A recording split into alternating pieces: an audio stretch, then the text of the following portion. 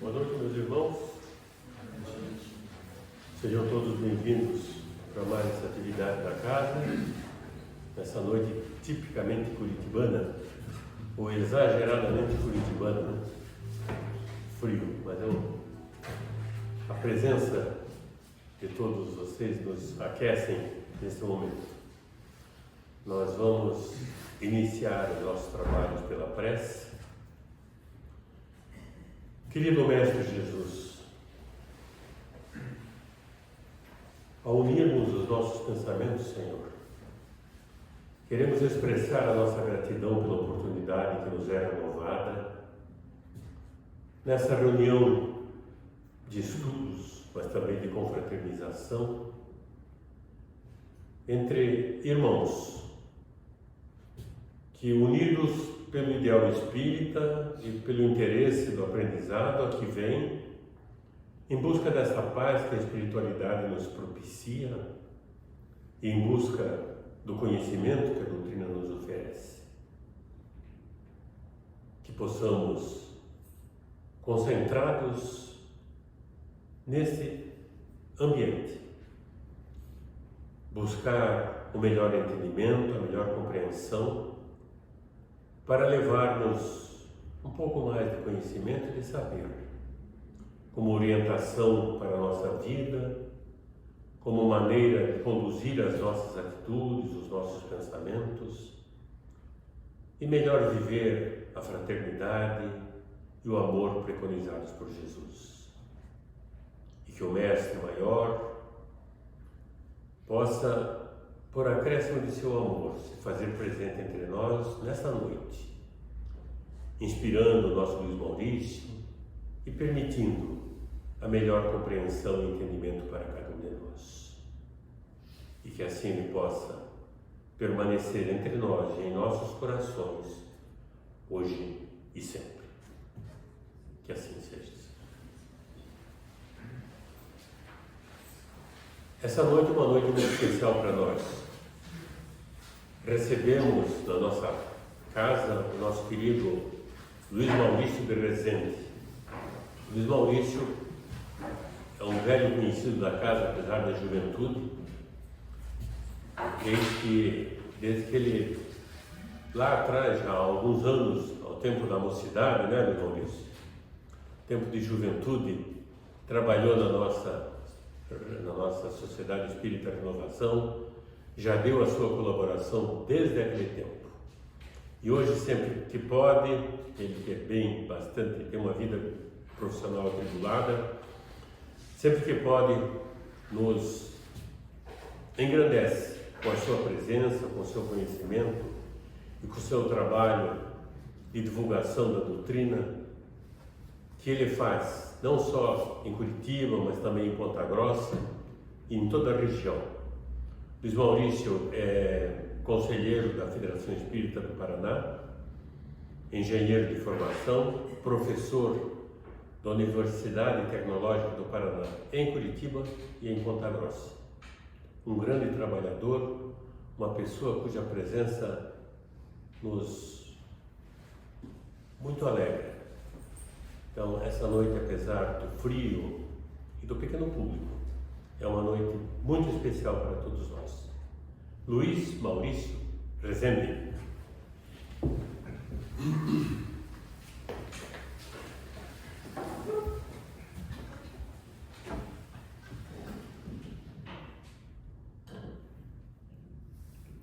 Boa noite a todos. É sempre renovada alegria, satisfação, quando nós temos a oportunidade de nos reunirmos sob o auspício da doutrina espírita. Deixar os compromissos do lar nessa noite de quarta-feira, ou outros tantos que a vida pode nos convidar, entre compromissos profissionais, atividades sociais, são tantos outros convites que a vida nos oferece e que priorizamos aqui estarmos, nessa hora e pouco, para refletirmos em torno da doutrina espírita. Poderíamos tanto estar no aconchego do lar, junto com os nossos, ou em outras preocupações dignas e importantes, mas se priorizamos aqui estar, frente a tantas outras possibilidades, é porque luz em nós uma percepção que transcende as preocupações normais e comezinhas do dia a dia e do mundo. Luz em nós a percepção de que, embora os compromissos da vida terrena, os profissionais, as necessidades financeiras, os compromissos ou tratando do corpo, da casa, da família e de tantas outras de que nos somos chamados na vida do dia a dia, percebemos que a vida transcende-se a isso e extrapola a isso que os sentidos percebem e que muitas das vezes boa parte da sociedade valoriza e coloca como prioridade. Se aqui estamos, também priorizamos ao entendimento que começa a construir-se em nós de que nós somos espíritos imortais, de que transcendemos aquilo que percebemos expresso e refletido ao espelho, a persona que se coloca na sociedade e que nós avançamos muito mais além disso, porque éramos muito antes de sermos desta encarnação e continuaremos sendo quando já não formos nesta encarnação.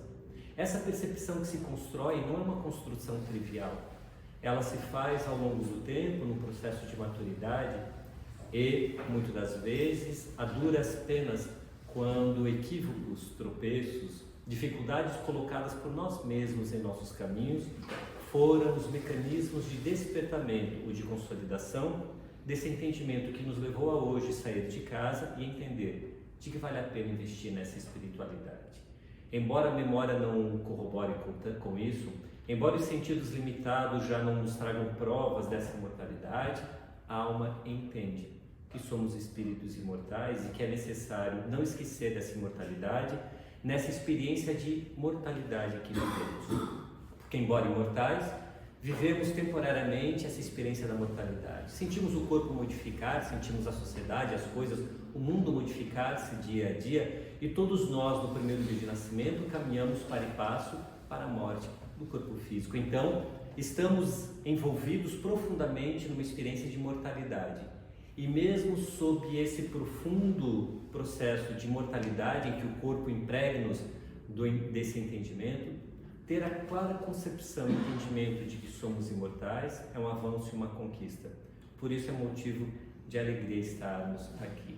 Mas digo também que é motivo de alegria particular para mim, muito mais para casa do que para mim, porque não posso colocar aqui o meu preito de gratidão que tenho com a Sociedade Espírita Renovação.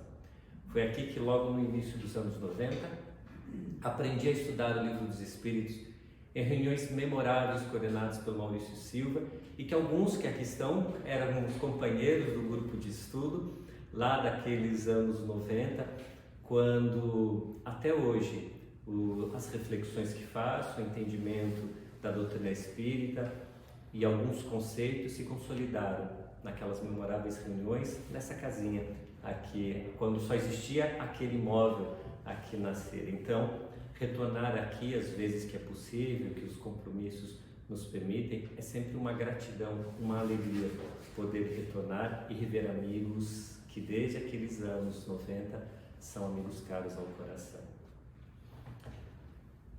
Para os gregos, havia duas formas de conquistar a imortalidade, ou vencer o temor da morte. A primeira delas era criar descendentes, ter descendentes, porque afinal, seus filhos serão a sua continuidade na terra. Então imaginavam eles que o temor da morte, de que o assombro da morte era amenizado a partir do momento que nós tínhamos descendentes, porque ao menos parte de mim, seja no aspecto físico, genético, ou seja no aspecto daquilo que eu provi de educação e de formação para estes, permanece na terra e consequentemente nas gerações futuras, porque os descendentes, os meus descendentes, deixarão de certa forma parte de mim. Mas havia uma segunda possibilidade, a de ganhar a história. E por isso era muito frequente, e encontramos em alguns historiadores da época, relatos de que alguns homens guerreiros faziam-se então heróis, ou faziam questão de enfrentar batalhas para que o seu nome ficasse registrado na história, e aí então conseguir ganhar a imortalidade.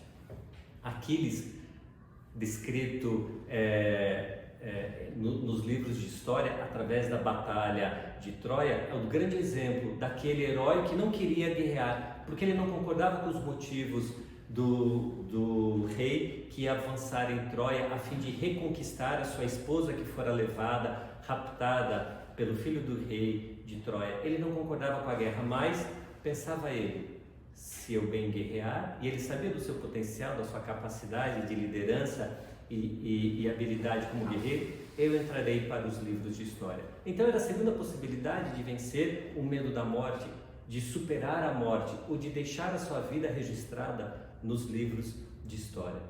Porém, quando a filosofia grega começa a estruturar-se, quando o pensamento filosófico ele avança e ganha espaço sobre aquilo que os gregos definiam como doxa, do pensamento comum ou a explicação do mundo através dos mitos, a filosofia começa a propor uma terceira possibilidade de vencer a morte, a de compreender a vida. A partir do momento em que nós compreendemos a vida, é possível então vencer o temor da morte. Diziam os estoicos então, a partir desse entendimento, de que a morte era um processo natural da vida. Se estamos vivos, iremos morrer.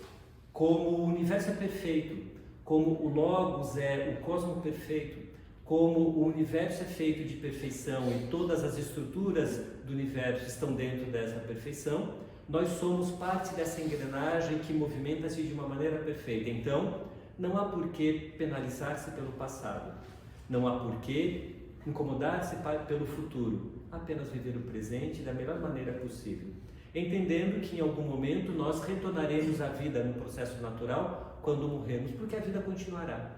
Assim como tudo passa, nós também passaremos e a vida continua. Então, viver a vida sem aquilo que hoje modernamente nós poderíamos chamar de melancolia, de depressão, um excesso de passado, e nem com uma ansiedade, o excesso de futuro, mas vivendo o dia a dia, compreendendo que tudo aquilo que acontece na vida é natural da vida e faz parte dessa estrutura de perfeição do universo, do cosmos. De não criar expectativas, porque a expectativa é o meu entendimento sobre como a vida deve acontecer. E na verdade, antes da expectativa, compreender a vida, aceitar a vida e lidar com as coisas que a vida nos oferece. Era essa maneira com que os estoicos então avançavam para esse entendimento e vencendo o temor da morte, porque agora vencer a morte já não é mais deixar os nomes registrados na história, não é mais entender que a sua vida continua nos seus descendentes, mas vencer a morte passa a ser de compreender a vida. E assim os estoicos, eles, dentre várias filosofias ou escolas da Grécia Antiga, os estoicos primam nessa compreensão e nesse entendimento a respeito de como enfrentar a vida. O raciocínio estoico, ou essa proposta do estoicismo como filosofia, ela perde espaço quando nós temos então o advento do cristianismo. Mas não falamos do cristianismo necessariamente com a filosofia do Cristo, mas o cristianismo já estruturado, institucionalizado como religião e com definições dessa religião que não necessariamente são aportadas ao cristianismo, mas sim a decisões de estruturas religiosas, particularmente o catolicismo que se faz a partir do terceiro século da era cristã, quando define então que já não é mais o objetivo da vida o de compreender a vida, mas o de aceitar a vida a partir do entendimento das coisas de Deus, a partir de um Deus encarnado na figura de Jesus. Porque nós não encontramos no cristianismo o explicitar-se de que Deus é Jesus, quando Ele mesmo define-se sendo filho do homem e não o próprio Criador, mas essa definição teológica da religião instituída a partir da proposta do cristianismo, quando define esse Deus encarnado, esse Deus homem, essa figura tripartite ou trinária entre o Espírito Santo, a figura encarnada e o próprio Deus, entende-se então, a partir da filosofia do cristianismo, instituída na sua religião do catolicismo, de que agora então, para viver era necessário não refletir-se sobre a vida e compreender a vida, mas aceitar a vida a partir de um postulado de fé. Compreender então esse Deus encarnado como a fonte da verdade, da compreensão da vida e aceitar a partir da fé. Não era mais necessário o raciocínio lógico, as reflexões filosóficas, mas a humildade da aceitação. E já não é mais o cosmos perfeito, mas a perfeição está no divino. É o Deus perfeito com as suas vontades, a vontade divina sobre nós e nós não aceitar as vontades divinas. E a maior virtude então passa a ser a humildade, a compreensão das coisas de Deus, não importa como, não importa porquê. Afinal, Deus assim quer, assim é a vontade de Deus, assim eu devo me submeter, porque esse Deus é perfeito, que cria um universo perfeito. E esse conceito então, no mundo ocidental, ele avança até quando, em torno do século XVI e XVII, passa-se a surgir trincas em torno dessa bela imagem da perfeição do universo. Por quê? A partir de alguns pensadores, particularmente Ptolomeu, Isaac Newton, Galileu Galilei e René Descartes, esses quatro, no intervalo de 100 anos entre meados do século XVI e meados do século XVII, constroem obras em torno do entendimento filosófico e particularmente de uma ciência de observação, e passam a questionar sobre a perfectibilidade do universo. Porque afinal, quando Galileu Galilei desenvolve ou aprimora aquilo que em Veneza já se conhecia como um objeto de ampliação, uma luneta, em que ele aprimora para ampliar várias vezes a possibilidade de ampliação da imagem e aponta a sua luneta, o seu telescópio para os céus, ele começa a perceber que esse céu se movimenta, de que estrelas surgem e desaparecem logo, se há mudança no universo, esse universo não é perfeito, porque a perfeição não há necessidade de mudar. A perfeição ela é estática, porque atinge um grau, melhor, mudar, se a perfeição muda, ela muda para algo diferente. Se é diferente, ou é pior ou é melhor. Se é pior, a perfeição muda para pior. Se é melhor é porque não era perfeito, porque tinha capacidade de melhorar. Então, o universo que muda não é um universo perfeito. Logo, esse Deus não é perfeito. Logo, os conceitos dos estoicos e também os conceitos da religião católica caem por terra, porque começa-se a questionar o entendimento de que o universo é perfeito, logo eu tenho que aceitar as coisas de um Deus perfeito.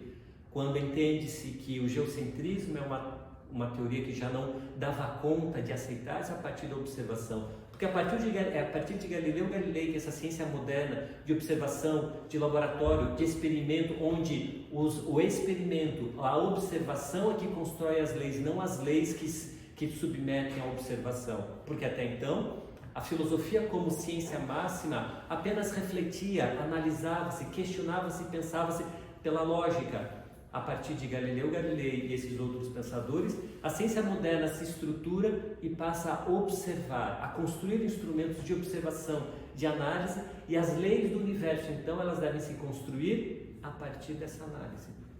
E quando analisa-se que o universo é em mutação, modificando-se, percebe-se então de que esse conceito de que a moral, ou melhor postura moral, era o de seguir a Deus, de compreender a Deus perfeito, muda como objeto de observação e passa-se a entender que a melhor maneira de discutir o porquê da vida, a finalidade da vida e conceitos morais passa a ser o homem, o ser humano. E nasce então, a partir do século XVII, o conceito de humanismo, entendendo-se que o homem passa a ser o centro do universo de observação e de questões e reflexões filosóficas, para, a partir disso, construir-se um novo escopo de entendimento da vida e de posturas morais para esta vida. Então, era necessário diferenciar-se o homem, o ser humano, de todas as outras espécies de animais. Muito embora Aristóteles, na Grécia Antiga, já houvera discutido de que o que diferenciava o homem, o ser humano, de outros animais é sua capacidade intelectual, percebemos em inúmeras espécies animais capacidades intelectuais. Hoje a ciência, avançando um pouco mais, consegue categorizar, avaliar e aprofundar esses estudos de que inúmeras espécies animais, particularmente primatas, orangotangos, têm um certo grau de inteligência de avanço, porém é uma inteligência limitada. Mas, embora limitada, diferente da nossa, a inteligência não é uma característica que nos faz humanos, porque não é característica unicamente de humanos. Não é o fato de termos a capacidade intelectual que nos faz humanos, porque capacidade intelectual várias espécies de animais têm. Então, é Rousseau, Jean-Jacques Rousseau, quem vai construir, avançar um pouco mais sobre esse conceito que nos diferencia dos animais, dizendo que, diferentemente dos animais, nós que são condenados a um instinto, porque embora tendo capacidade intelectual, um leão vai pensar como qualquer outro leão, antes ou depois dele. Seus ascendentes e descendentes vão agir exatamente como um leão, ou um golfinho, ou um orangotango, porque eles são escravos do seu instinto. A sua capacidade de pensar está limitada na sua natureza. A sua essência animal precede a existência. Não existe diferença nenhuma da existência de um leão nascido hoje, nascido há 50 anos atrás, ou que nascerá daqui a 50 anos, ou uma girafa, ou uma formiga, ou uma abelha, porque sempre agirão da mesma forma, porque terão sempre a essência da sua espécie animal. Então, o que nos caracteriza é que não somos escravos desse instinto, ou não somos prisioneiros desse instinto, mas somos escravos da nossa liberdade, da liberdade de agir, de pensar. Então, a moral está, a partir dos humanistas, a moral está no conceito em entender como usar essa liberdade, como usar o seu livre-arbítrio, como agir da melhor forma, como eu devo agir em sociedade. Essa é a reflexão, porque nós, como diria Jean-Paul Sartre, somos escravos da nossa liberdade. Não há como abrir mão da nossa liberdade.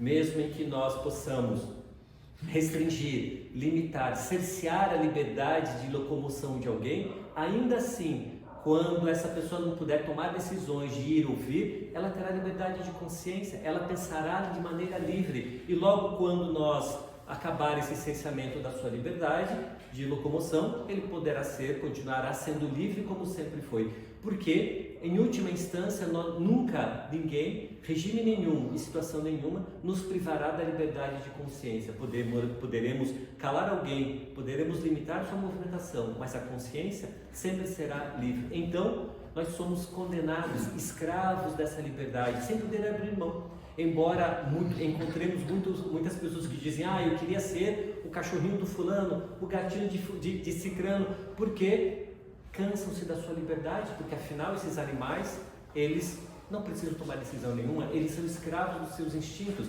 a sua essência precede a sua existência. O gato será sempre o gato, o cachorro será sempre o cachorro, e alguns saudosistas cansados de lidar com a liberdade, porque não é simples lidar com a nossa liberdade, né? Vou estudar, que profissão eu vou ter, vou mudar de emprego, como eu pago a conta, como eu educo meu filho, como eu ajo moralmente nessa ou naquela situação, são os nossos desafios de quem é condenado a essa liberdade. E algumas vezes cansados, que estamos gente falando assim: eu queria ser um cachorro, eu queria ser um gato, eu queria só dormir o dia inteiro. São esses momentos em que nós sentimos o peso nos ombros dessa escravidão da nossa liberdade. Mas quando avançamos com esse raciocínio, nós vamos entrar no século XX, um questionamento sobre esse humanismo. Quando o existencialismo, onde um dos maiores expoentes é Jean-Paul Sartre, ele, nesse conceito de que, embora nos animais a essência preceda a existência, ele diz que no homem não. O homem não tem essência nenhuma. O ser humano não tem, porque cada um faz da sua existência aquilo que bem entende. Nós não temos essa essência. Então, qual é a finalidade da vida? E aí o niilismo, que começa com Nietzsche no século XIX e que ganha espaço no século XX a partir do existencialismo, nos coloca em jogo sobre qual é o porquê da vida, qual é a razão da existência. Porque afinal, nós não temos essência nenhuma, nós somos livres. Então, um homem, no sentido de ser humano, será diferente de qualquer outro. E que eu não serei igual aos meus antepassados e os meus descendentes não serão iguais a mim, diferentemente de qualquer outra espécie de animal, porque eu faço da minha vida o que eu quiser. O meu livre-arbítrio, a minha liberdade de expressão, de ação, a minha consciência permite agir de qualquer maneira. Como seres morais, como temos essa liberdade, nós somos seres morais, e eu posso agir no padrão moral em que eu desejo. Então, conceituam-se esses filósofos. A nossa existência, ela não é precedida pela nossa essência, porque afinal precisamos dizer a que viemos, por que aqui estamos, e traz então esse raciocínio um profundo desalento a respeito da vida, porque afinal, qual é o porquê da vida? Qual é a finalidade da vida? Como agir? O que é moralmente aceito? Qual é o padrão moral que nós devemos agir. Em 1857 é publicado um livro intitulado Livro dos Espíritos, que nos ajuda e pode nos ajudar a respeito da resposta a esse questionamento. Por quê? Diferentemente daquilo que dizem os existencialistas, em que nós não temos uma essência e somos apenas a nossa existência, que se constrói, que se constitui, contrariamente a esse conceito, o Livro dos Espíritos nos traz a tese de que nós temos uma essência, de que a nossa essência é de que temos a perfectibilidade como destino, de que todos nós somos condenados à perfeição, de que todos nós somos fadados a sermos perfeitos. Parafraseando Jean-Paul Sartre, que dizia que somos escravos da liberdade, nós poderemos dizer que nós somos escravos ou não podemos nos libertar da perfectibilidade. Como diz Bezerra de Menezes, espírito é o único fatalismo que nos cabe, é o da perfeição. Porque a nossa essência é uma essência divina e cabe então na nossa estrutura compreender tudo que é divino, as leis de Deus, e nos constituirmos então para essa perfeição.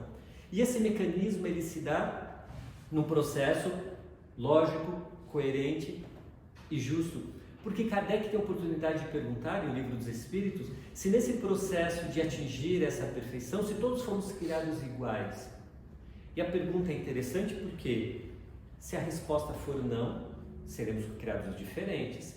Se há diferença, podemos comparar. E toda comparação me fala melhor, pior, mais fácil, mais difícil, mais vantajoso, menos vantajoso. Posso criar critérios de comparação quando há diferença. Então, se os espíritos respondem se somos criados diferentes, a pergunta é: e por que eu não sou melhor que? E começo a comparar, eu com qualquer outro. Porque a mim me coube vantagens em relação a alguns e desvantagens em relação a muitos. Então, coerentemente, a resposta diz que sim, somos criados todos iguais, com duas características que já denotam especificidades muito próprias nossas. Porque dizem que fomos criados todos iguais, espíritos simples e ignorantes, com o objetivo de chegar à perfeição, essa perfeição de tudo saber a respeito das coisas de Deus. Ora, se a simplicidade e a ignorância são as características iniciais e a perfeição é a característica final, é necessário ser da ignorância, é o aspecto e o desenvolvimento intelectual, e é necessário ser da simplicidade emocional, moral, para então constituirmos-nos moralmente, emocionalmente, coerentemente com as leis de Deus. E é no Livro dos Espíritos que encontramos também o conceito de que esse desenvolvimento ele se dá primeiro intelectualmente, que arrasta ou vem em decorrência a partir desse desenvolvimento intelectual um desenvolvimento moral. E o que é desenvolver-se moralmente? É compreender as leis de Deus. E Kardec, como um bom professor e pedagogo, pergunta: mas aonde estão escritas as leis de Deus? Porque se desenvolver-se moralmente é compreender as leis de Deus, e é necessário desenvolver-se intelectualmente, primeiro, aonde estão escritas as leis de Deus? E a resposta é na consciência. E aí passamos a compreender por que é necessário desenvolver-se intelectualmente antes. Porque é necessário compreender, ter a capacidade de analisar moralmente qualquer ação para tomar uma decisão. Eu nunca vou poder responder por algo em que eu não tenha condições de tomar a decisão, em que eu não tenha capacidade intelectual compreensiva de determinada decisão. Por exemplo, nós podemos analisar uma situação trivial do nosso cotidiano, em que alguém profissionalmente tem uma situação em que alguém me oferece alguma vantagem financeira e eu sei que eu vou prejudicar um cliente da empresa, a própria empresa, ou algum fornecedor. De alguma forma alguém vai ser prejudicado se eu aceito esse conluio com alguém que me oferece uma vantagem financeira.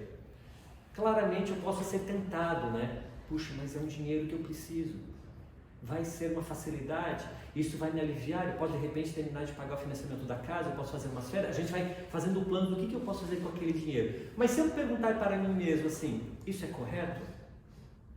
A gente já consegue entender que não é correto. Eu posso até querer fazer, mas eu sei que não é correto. E se mesmo tendo dúvida a respeito, eu posso utilizar um segundo raciocínio, se eu ainda tiver dúvida sobre essa resposta. E se acontecesse isso comigo? Se eu fosse o proprietário da empresa?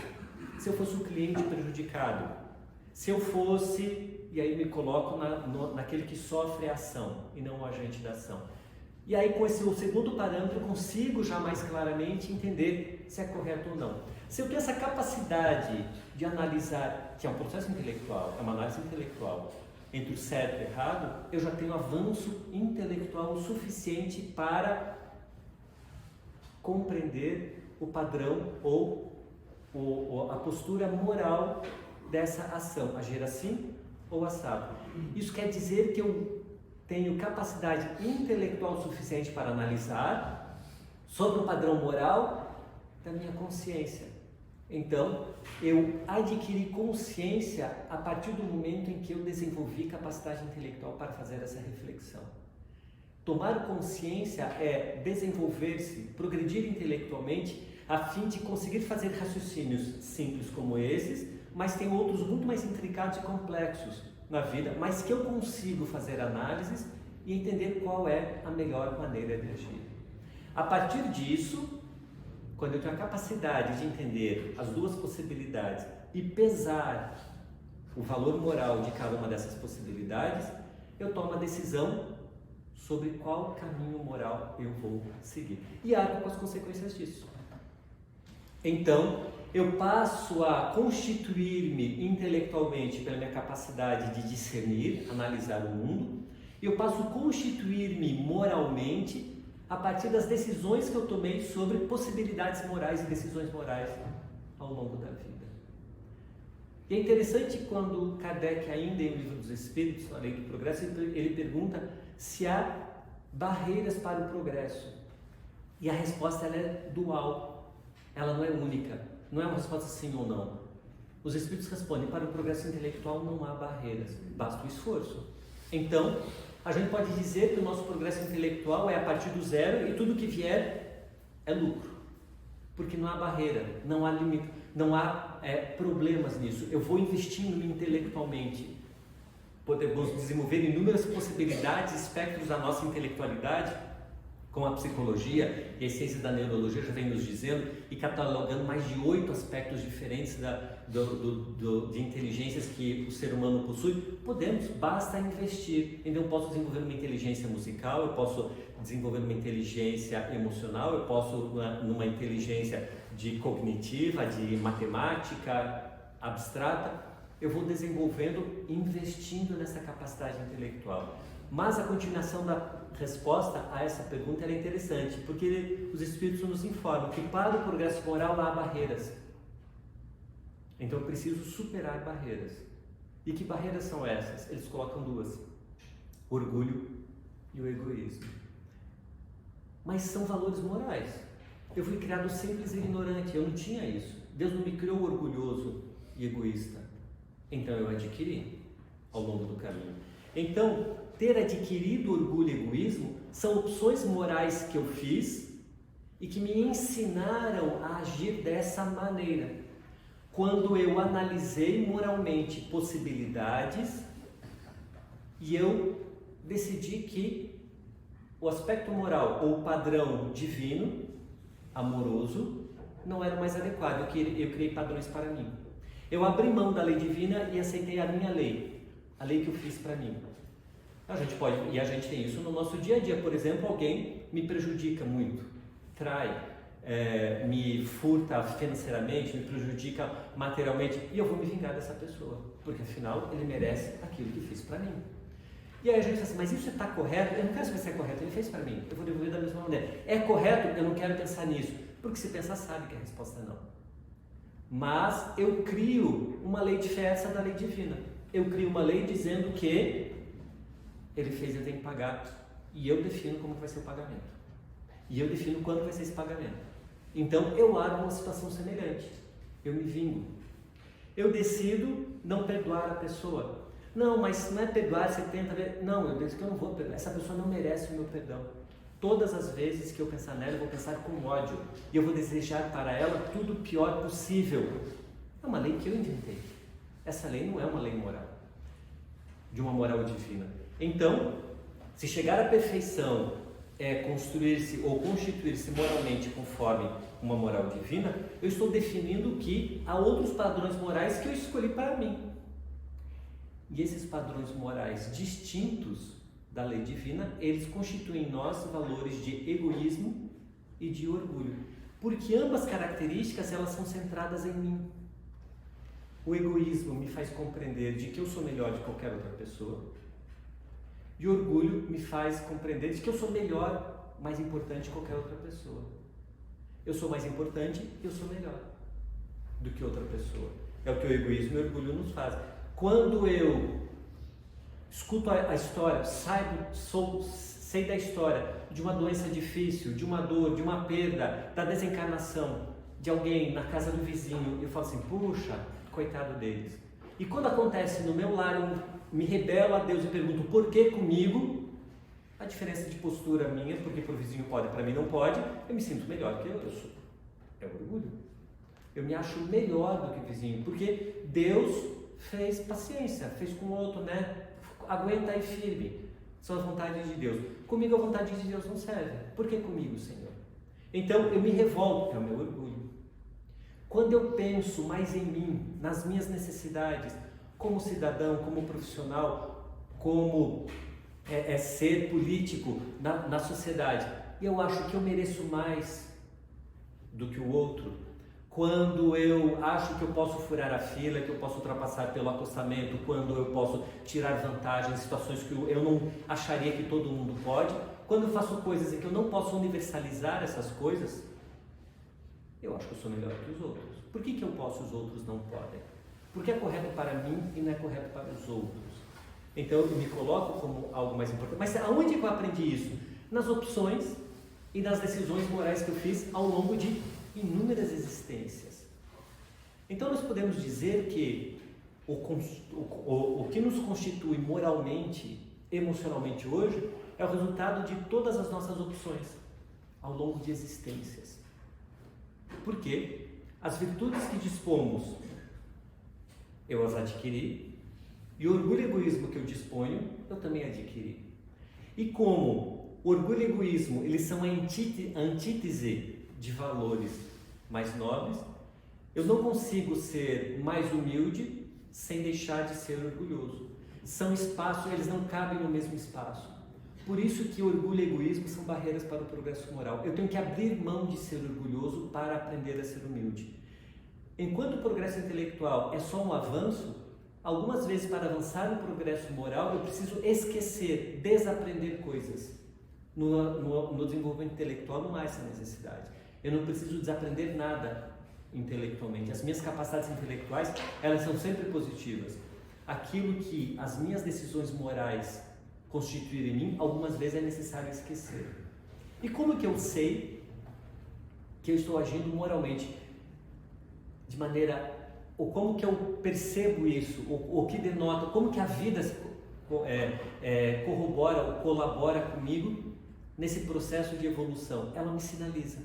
Porque mesmo quando eu justifico a minha consciência, esse mecanismo de criar leis pessoais, quando eu falo assim, não, mas eu acho que fulano merece, não, mas ele fez, agora a que se faz, a que se paga. A gente tem vários ditados populares para justificar. Nós estamos racionalizando, não é racional, é uma racionalidade, onde eu acoberto a minha consciência, porque efetivamente, intelectualmente eu consigo analisar que aquilo é errado, mas eu preciso me justificar. Então, eu construo justificativas, racionalizações para justificar a minha ação.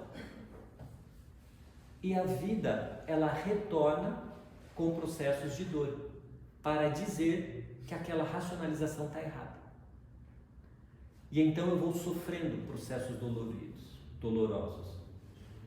Porque eu vou optando por valores e sentimentos que eles não são coerentes com a minha essência, com uma essência amorosa, que é esse processo que nos constitui. Por isso que alguns sentimentos nos dão prazer. Abraça alguém que você ama, que você quer bem. Faça um bem a alguém. Pare para conversar com alguém que está na rua, um morador de rua, um gari que você dá um bom dia, como é que você está? E a gente se sente bem. Agora brigue com alguém.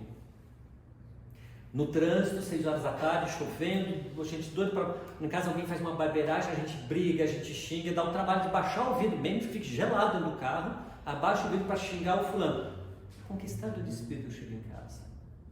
é a vida nos dizendo de que eu estou fazendo opções emocionais, que elas são em distonia com a minha essência, me dão desprazer. Quando eu repito isso insistentemente, a consciência vai anestesiando, mas a dor ela continua. E o volume dessa dor ela vai intensificando até que ela desperte a consciência.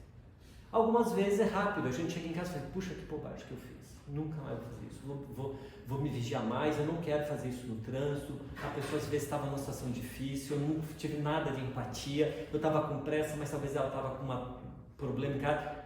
Rapidamente, a consciência desperta. Outras vezes a gente leva vidas para essa consciência despertar, ou para a gente desaprender aquilo que aprendeu com o nosso orgulho e o nosso egoísmo. É muito interessante, e a gente vê o mecanismo a razão é um mecanismo que a gente sempre justifica a nossa consciência. E é interessante quando Kardec escreve o movimento espírita, ele faz isso numa obra chamada Viagens Espíritas de 1861, quando ele, depois de uma viagem por toda a França, visitando várias casas espíritas já fundadas naquela década de 1860, ele escreve então, faz suas reflexões sobre a viagem, ele fala assim, se dentre vós, ele está falando para as pessoas, para os espíritas, para as pessoas que frequentavam as casas espíritas, se dentre vós houver alguma dissensão, uma briga, uma distonia, eu não quero saber com quem está a razão. Eu falei assim, não? Porque ele continua a frase, eu sempre ficarei do lado daquele que estiver com a caridade. Porque a razão, ela muitas vezes é a lança e a armadura para a gente brigar com o outro. E para a gente impor o nosso orgulho, porque muitas das vezes a razão justifica o nosso orgulho, o nosso egoísmo, a nossa vaidade. E todos os filhos do orgulho, né? A vaidade, a prepotência, a arrogância, o egocentrismo. Então Kardec fala assim que não é a razão que é o melhor parâmetro para nós, é a caridade. E a gente vai encontrar a definição no Livro dos Espíritos, benevolência, indulgência, perdão. Então, na dissensão, Kardec sempre vai achar que o melhor lado é aquele que, no entreveiro, na discussão, foi benevolente, ou foi indulgente, ou perdoou, mesmo tendo razão. Porque a gente justifica intelectualmente posições e posturas morais que elas são incoerentes com o parâmetro das leis divinas.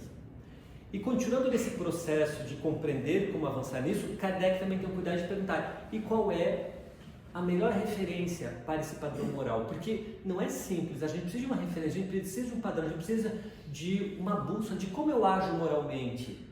Qual é a melhor escola para isso aí? Qual é o melhor modelo? No que eu posso me guiar nisso tudo? E os Espíritos respondem de uma maneira, talvez uma das respostas mais sintéticas e breves do Livro dos Espíritos, mas de profundo significado. Porque os Espíritos respondem, o melhor modelo e guia a resposta é de uma única palavra, Jesus. Isso quer dizer, ou nos leva a entender que todo o meu padrão, posicionamento moral, ele deve ser um posicionamento padrão cristão. O Espiritismo se torna cristão a partir dessa resposta, ou como consequência dessa resposta. Porque o cristianismo é o padrão moral de postura do espírita, ou do olhar espírita perante o mundo. Não é um olhar do cristianismo como religião, como tantos outros se instituíram, com ritos, com externalidades, ou com mesmo hierarquias religiosas. O que o espiritismo bebe do cristianismo é os padrões morais que Jesus nos oferece. Tanto é que quando Kardec escreve e discute a moral do cristianismo, ele não faz uma cronologia focada na figura do Cristo humano e cronológico, nascimento até sua crucificação, como os 4 evangelhos o fazem. Ele faz a discussão por temas. E ele escolhe então temas significativos nos quase 30 capítulos do Evangelho segundo o Espiritismo, para discutir o valor moral daquilo que o Cristo tem para nos ensinar. Então, a construção da nossa felicidade, ela está em construir em nós valores morais coerentes com o cristianismo, com os parâmetros do Cristo. E a gente pode sintetizar, para fechar o raciocínio, no diálogo em que Jesus tem com o doutor da lei.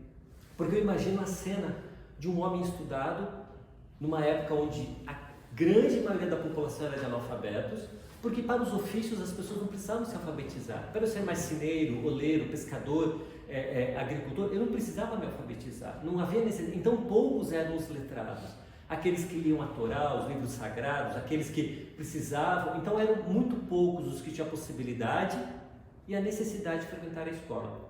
E Jesus faz o diálogo. Aquele homem, Jesus, ele vinha da Galiléia, vinha de Nazaré, era uma cidade pequena, de uma região pobre, de pessoas que ganhavam a vida com o seu labor com as mãos, ou era pescador, ou ele era um marceneiro. Filho de marceneiro era marceneiro, por definição, pelas tradições da sociedade.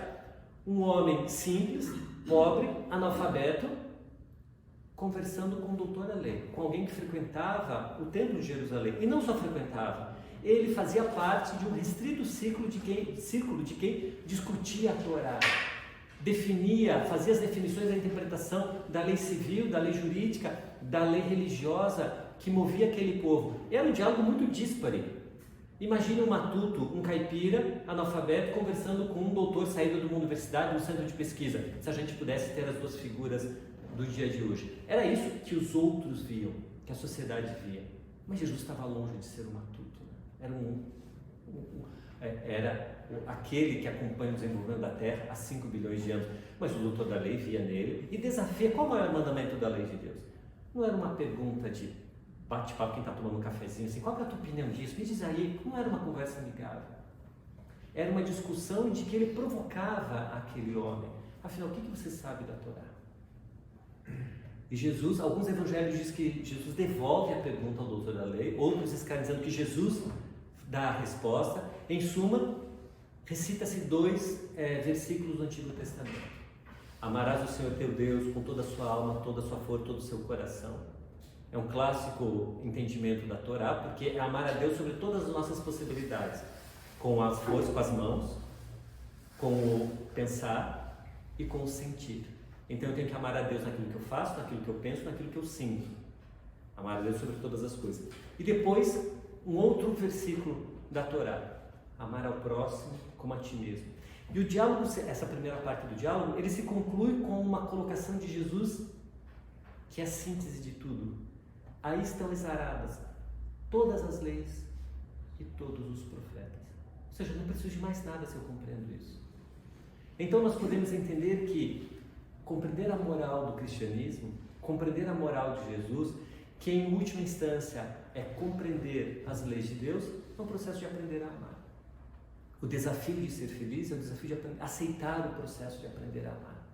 Só que muitas das vezes a gente quer ser amado e não aceita o desafio de amar. Muitas vezes a gente acha que amar é abraçar o filho, ao cônjuge, aqueles que já queremos bem, aos amigos que vibram em consonância conosco, que nos entendem. Mas é Jesus quem nos fala que amar aqueles que nos querem bem, até os ímpios, os maus o fazem. O desafio do cristianismo, do cristão, de amar, é amar os inimigos. E Jesus é mais desafiador ainda, porque ele fala assim: orar por aqueles que vos perseguem. A gente fala assim: tem que orar por quem não gosta de mim? É isso que é o desafio, porque é a transformação do sentimento. Ah, mas o outro, eu vou orar por aquele que me persegue, vai continuar me perseguindo, mas aí o problema é dele, porque o grande desafio é comigo mesmo. A gente sempre tem serviço, sempre pergunta, mas e o outro? Não tem que perguntar para o outro, não tem que saber do outro, porque o outro vai se ver com Deus, assim como a gente se vê com Deus. Então, as infelicidades que nos constituem são sempre as opções errôneas que fizemos, distantes do amor.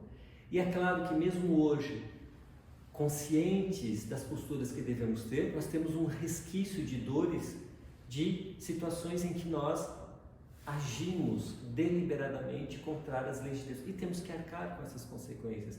É aquilo que Jesus nos explica sobre a justiça divina: ninguém deixará a terra antes de pagar centil por centil, moeda por moeda, todas as nossas necessidades.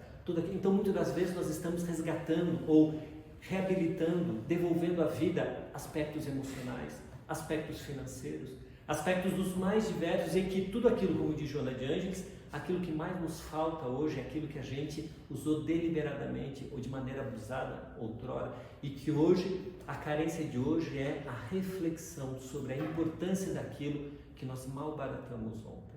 Malbaratamos emoções, malbaratamos amigos, amores, malbaratamos coisas, mal utilizamos coisas, nos apropriamos de coisas que não eram nossas, E hoje a gente está devolvendo, aprendendo a valorizar aquilo que não valorizamos ontem. Então as carências de hoje também são um aprendizado de amor. É amar aquilo que nos falta para amanhã a gente, quando os tiver novamente, os ter com consciência, com clareza. Então, todos os processos que a vida nos oferece, em última instância, são de aprender a amar.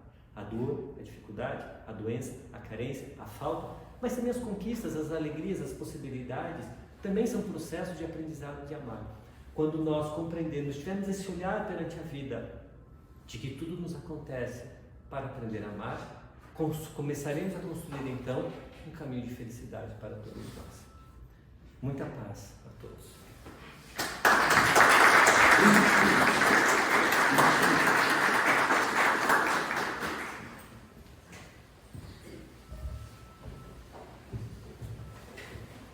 O nosso agradecimento ao Luiz Maurício pela maravilhosa mensagem que nos traz esta noite, uma reflexão profunda sobre os ensinamentos de Jesus. Uma vez mais, a nossa gratidão, Luiz. Nós vamos em seguida encerrar a nossa primeira parte dessa atividade e passarmos ao trabalho dos passes. Pedimos que os que vão tomar passe, por favor, aguardem sentados, que todos serão chamados e atendidos. Bondoso Mestre Jesus, com o coração em festa, Senhor, pela mensagem que nos chega nessa noite, queremos te agradecer pela oportunidade de aqui estarmos, bebendo nessa fonte permanente de amor que a doutrina de Jesus representa, consolidando o ensinamento por todos os tempos, trazendo a cada um de nós o caminho exato a ser seguido para que cumpramos a tarefa que nos compete no compromisso com Jesus. Que possamos, Senhor, cumprirmos essa tarefa que nos cabe, levarmos adiante, observando esses ensinamentos, mudando as nossas atitudes, vendo no próximo o instrumento da nossa perfeição, transformando essa necessidade de crescimento num gesto permanente de amor e de fraternidade. Que a tua presença se estenda pelas nossas vidas, ao longo de toda a eternidade, Senhor. E que possamos, cada um de nós, fazer jus ao amor que nos dedicas. Que assim seja, Senhor. Obrigado a todos.